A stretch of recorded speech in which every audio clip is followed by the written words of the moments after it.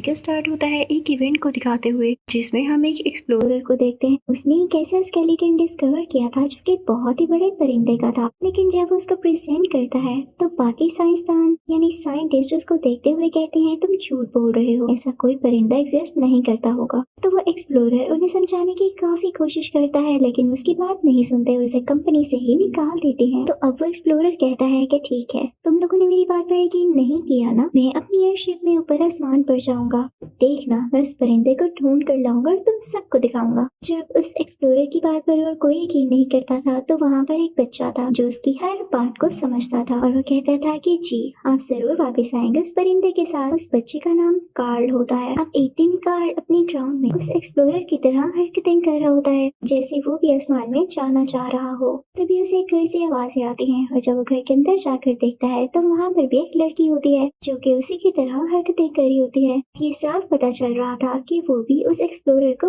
बहुत अच्छा जानती थी और उसकी बातों पर बिलीव करती थी। जब वो दोनों देखते हैं कि हमारे इंटरेस्ट सेम है तो उन दोनों में काफी अच्छी दोस्ती हो जाती है। लेकिन इसी दौरान कार्ल का बैलून उसके हाथ से छूट जाता है। लेकिन कार्ल जब उस बैलून को लेने जाता है तो जिस लकड़ी पर से वो गुजर रहा होता है वो टूट जाती है और वो नीचे गिर जाता है। उसे काफी ज्यादा चोटें आती हैं। अब वो आराम कर रहा होता है तो रात को उसके घर उसकी वही दोस्त आती है, उसे बुक दिखाती है, उसे बताती है कि इसमें मेरे एडवेंचर्स हैं। वो कहती है कि जिस एक्सप्लोरर को हम पसंद करते हैं मेरा दिल चाहता है मैं भी उसी की तरह बनूं, जैसे बड़े बड़े काम वो करते हैं मैं भी वैसे बड़े काम करके अपने एडवेंचर्स इस बुक में लिखूं। तो कार्ल उसे कहता है वाह भाई बहुत अच्छी सोच है तुम्हारी। इसी तरह वो दोनों बातें करते करते बड़े हो जाते हैं। वो लोग एक दूसरे को पसंद करने लगे थे तो एक साथ शादी कर लेते हैं। वो दोनों उसी घर में रहने लगते हैं जहाँ पर कार्ल की वाइफ बचपन में रहा करती थी। वो दोनों उसको रिपेयर करते हैं। कार्ल जो काम किया करता था वह बलून्स बेचना था। उसकी वाइफ एक टूरिस्ट गाइड होती है जो कि लोगों को टूरिज्म के बारे में गाइड किया करती थी।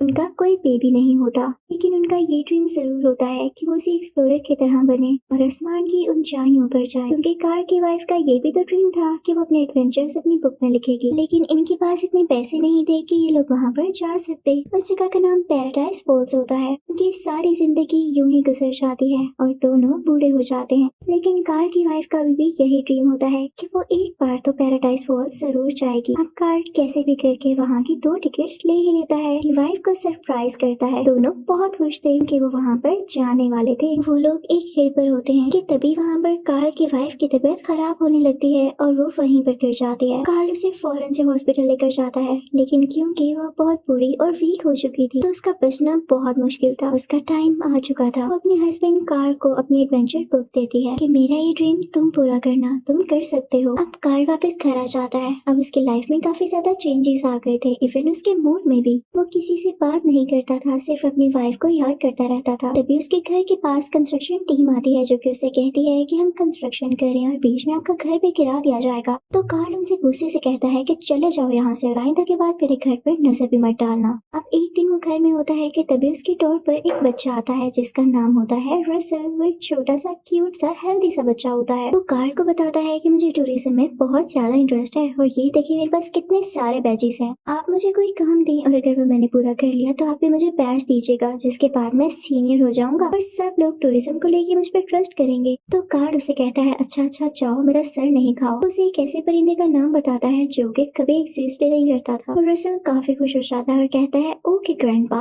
मैं इसे ढूंढ कर लाऊंगा। इसी के साथ वो यहाँ से चला जाता है। अगले दिन हम देखते हैं कि कंस्ट्रक्शन वर्कर्स जब अपनी गाड़ी को रिवर्स कर रहे होते हैं तो उसमें कार्ल का मेल बॉक्स भी खराब हो जाता है। उसकी स्टिक टूट जाती है तो कार्ल बाहर आता है और उस वर्कर के सर पर अपनी स्टिक से हिट करता है और कहता है चले क्यों नहीं जाते हो यहाँ से। लेकिन कार्ल का ऐसा करना उसे महंगा पड़ जाता है। ये बात कोर्ट तक जाती है कि इस बूढ़े आदमी में बहुत ज्यादा एग्रेशन है और ये लोगों को मारता है। तो ये डिसीजन लिया जाता है कि इसे ओल्ड होम भेज दिया जाएगा। और कार्ल कहता है कि नहीं, मैं अपनी बाकी की जिंदगी इस तरह से खराब नहीं करना चाहता। वो प्लान करता है कि कुछ भी हो जाए मैं पैराडाइज फॉल्स अकेला ही जाऊंगा और अपनी वाइफ का ड्रीम पूरा करूंगा। कार्ल अपने घर में ही होता है और सोच रहा होता है कि वो किस तरह से पैराडाइज फॉल्स जाए। लेकिन तभी उसके घर के बाहर 2 लोग आते हैं और उससे कहते हैं कि वक्त हो चुका है, हमारे साथ ओल्ड होम आए। तो कार्ल उनसे कहता है ठीक है तुम लोग बाहर खड़े हो, मैं आ रहा हूँ। लेकिन वो बाहर नहीं आता। उसकी जगह उसके घर के ऊपर काफी ज्यादा बैलून्स बाहर आ जाते हैं जो कि उसके अपने होते हैं। वो कोई एयरशिप तो अफोर्ड नहीं कर सकता था, लेकिन हाँ बैलून से खेलना उसको बहुत अच्छे से आता था। उसका घर देखते ही देखते हवा में उड़ने लगता है और बाहर खड़े लोग उसे कुछ भी नहीं कह पाते क्योंकि वो खुद भी हैरान होते हैं। तभी उसके दरवाजे पर नॉक होती है और बाहर रसल ही होता है। क्योंकि कार्ल से कहता है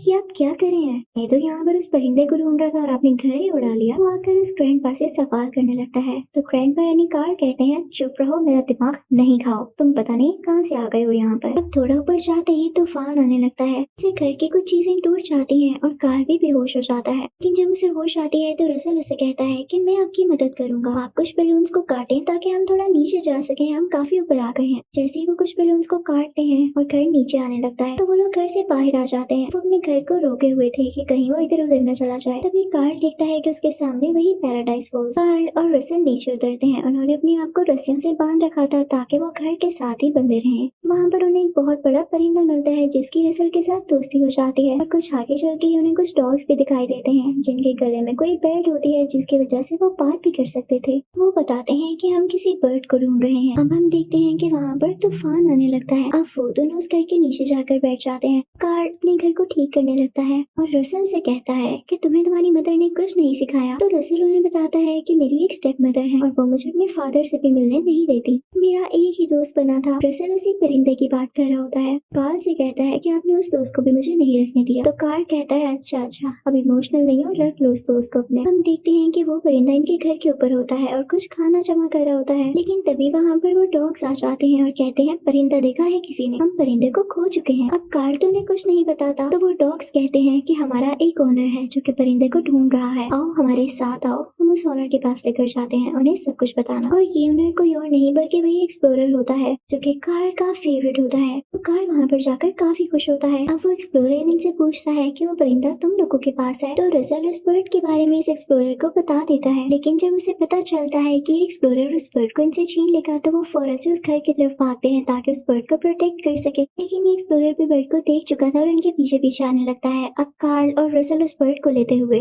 उस बर्ड के ऊपर ही बैठ के वहाँ से भाग जाते हैं। अब कार्ल अपने घर से होता हुआ दूसरी तरफ आ जाता है, लेकिन एक डॉग ने कार्ल की टांग को जख्मी कर दिया था और रसल उस टांग की पट्टी करता है। इनके साथ उन डॉग्स में से एक डॉग भी आ चुका था जो कि रसल का दोस्त बन चुका था। अब दूसरे डॉग्स जाकर जब अपने ओनर को बताते हैं कि हमारा एक डॉग उनके साथ मिल लिया है और वो लोग यहाँ से भाग चुके हैं, तो वो कहता है कि कोई मसला नहीं है, उसकी नेक पर जो डिवाइस लगी हुई है उससे उसके लोकेशन का पता करो। और अब उनको उसकी लोकेशन, और जाहिर सी बात है कार्ल और रसल भी उनके साथ थे तो उन सबकी लोकेशन का पता चल जाता है। तभी दूसरी तरफ हम देखते हैं कि कार्ल और रसल घर को खींचते हैं क्योंकि उस परिंदे ने अपने बच्चों से मिलना होता है, वो उनसे दूर हो चुका था। लेकिन जैसे वो परिंदा वहाँ पर जा रहा होता है उस पर नेट फेंक कर उसे पकड़ लिया जाता है और ये किसी और का काम नहीं बल्कि उसी एक्सप्लोरर का काम था। वो कार्ल के घर को भी आग लगा देता है जिसमें उसके काफी ज्यादा बलून्स भी फट जाते हैं। कार्ल जब ये देखता है तो वो स्टॉक पे काफी गुस्सा होता है और कहता है अगर तुम हमारे साथ न आते तो वो लोग हमें कभी भी लोकेट न कर पाते, मेरा घर खराब हो रहा था, उसको आग लग जाती तो मैं कहाँ जाता। इतनी देर में वो एक्सप्लोरर परिंदे को भी अपने साथ ले जाता है। अब कार्ल काफी ज्यादा होपलेस होता है क्योंकि उसके बलून्स कम हो चुके थे और उसे हवा में दोबारा से उड़ना था। तो वो गुस्से में घर की चीजें बाहर फेंकने लगता है और नोट करता है कि जैसे जैसे उसका घर लाइट वेट होता जा रहा है तो ऊपर वो आसमान में उड़ सकता है। इसी तरह वो अपने घर का काफी ज्यादा सामान बाहर फेंकता है जिससे घर हवा में उड़ने लगता है। दूसरी तरफ रसल भी कुछ बलून्स लेकर उस परिंदे को ढूंढने निकल चुका था। अब कार्ल उस परिंदे को भी ढूंढ रहा था और रसल को। तभी कार्ल को रियलाइज होता है कि उसके डोर के बाहर कोई है और ये कोई और नहीं बल्कि वही डॉग होता है जो कि इनका दोस्त बन चुका था। सिर्फ हम देखते हैं कि रसल वहाँ पर पहुंच चुका होता है जहाँ पर वो एक्सप्लोरर होता है। वो एक्सप्लोरर रसल को बांध देता है और तभी वो देखता है कि बाहर कार्ल का घर भी है। एक्सप्लोरर को गुस्सा होता है कि कार्ल शायद उसी परिंदे को लेने आया है और वो ऐसा नहीं चाहता था, तो वो अपने डॉग्स को ऑर्डर देता है कि इसे मार डालो। तो साथ ही वो रसल को भी नीचे फेंक देता है, लेकिन तभी वहाँ पर कार्ल आके उसे बचा लेता है। कार्ल रसल को घर के अंदर करते हैं और अपने पेट डॉग को वहाँ से लेकर एक्सप्लोरर की एयरशिप में जाते हैं ताकि वो उस परिंदे की जान बचा सके, क्योंकि एक्सप्लोरर का कोई पता नहीं होता कि वो गुस्से में उस परिंदे पर एक्सपेरिमेंट्स करे या उसको मार डाले सिर्फ उसका स्केलेटन दिखाने के लिए। कार्ल फाइनली उस जगह पहुंच जाता है जहाँ पर उस परिंदे को कैद कर रखा गया था। तभी वहाँ पर डॉग्स आ जाते हैं जो कि कार्ल पर अटैक करने वाले होते हैं, लेकिन कार्ल होता है ब्रेव, वो अपनी स्टिक बाहर निकाल लेता है ताकि उन डॉग से लड़ाई कर सके। अब कार्ल उस परिंदे के पास पहुंच जाते हैं और वहाँ से डोर लॉक कर लेते हैं। वो उस परिंदे को आजाद करवा लेते हैं। दूसरी तरफ रसल भी घर से बाहर आने की कोशिश कर रहा होता है, लेकिन इससे पहले कि वो वहाँ से गिरे वो एक रस्सी को मजबूती से पकड़ लेता है और जब एक्सप्लोरर ये देखता है तो अपने डॉग्स को दोबारा से ऑर्डर देता है,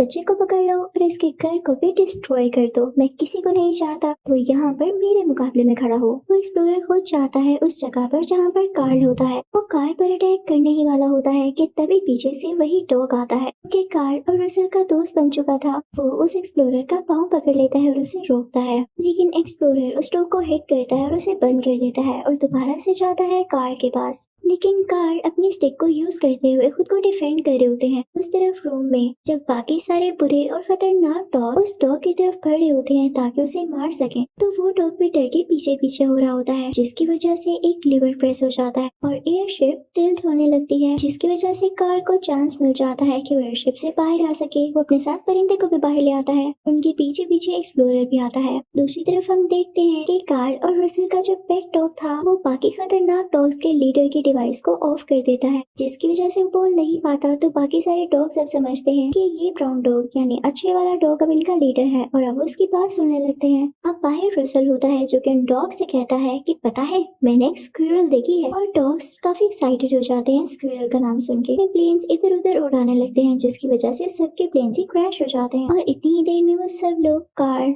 रसल और वो परिंदा से अपने घर की तरफ जा रहे होते हैं। लेकिन एक्सप्लोरर अभी भी इनके पीछे होता है और इन पर शूट करने वाला होता है। एक्सप्लोरर इस घर पर लगे हुए बैलून्स पर शूट करता है, जिससे बैलून्स काफी थोड़े रह जाते हैं। अब उनका घर शिप के बिल्कुल कॉर्नर पे आ जाता है, लेकिन कार्ल ने उसे काफी मजबूती से पकड़ा हुआ था कि कहीं ये नीचे न गिर जाए। एक्सप्लोरर जब ये देखता है तो इस चीज का फायदा उठाते हुए घर के अंदर जाता है ताकि वो परिंदे को ले ले। लेकिन कार्ल आवाज देता है कि रसल, परिंदे को अपने साथ यहाँ से बाहर ले आओ। वो ऐसा ही करने लगता है। वो एक्सप्लोरर भी उनके पीछे आ रहा होता है तो उसका पाँव बैलून्स की स्ट्रिंग में फंस जाता है। और जैसे ही वो स्ट्रिंग्स टूटती हैं तो वो नीचे गिर जाता है, यानी वो अब मर चुका था। फिर हम कार्ल को देखते हैं जो कि उस परिंदे को उसके छोटे छोटे बेबीज के पास छोड़ देता है। और फिर हम देखते हैं कि कार्ल और रसल अपने घर से ही वापिस आ जाते हैं। नीचे आके रसल को उसका आखिरी बैच भी दिया जाता है। मूवी के लास्ट सीन में हम देखते हैं कि रसल और कार्ल मिलके आइसक्रीम खा रहे होते हैं। और इन दोनों का बॉन्ड काफी अच्छा बन चुका था। कार्ल को उनका बेटा मिल चुका था और रसल को उनके फादर और ग्रैंडफादर। और लास्ट सीन में हम ये देखते हैं कि कार्ल की जो वाइफ का घर था, ये लोग उसको नीचे घर के नीचे तो नहीं आए थे, बल्कि ये घर वहीं पर था, पैराडाइज फॉल्स के पास, जहाँ पर कार्ल की वाइफ का ट्रेन था।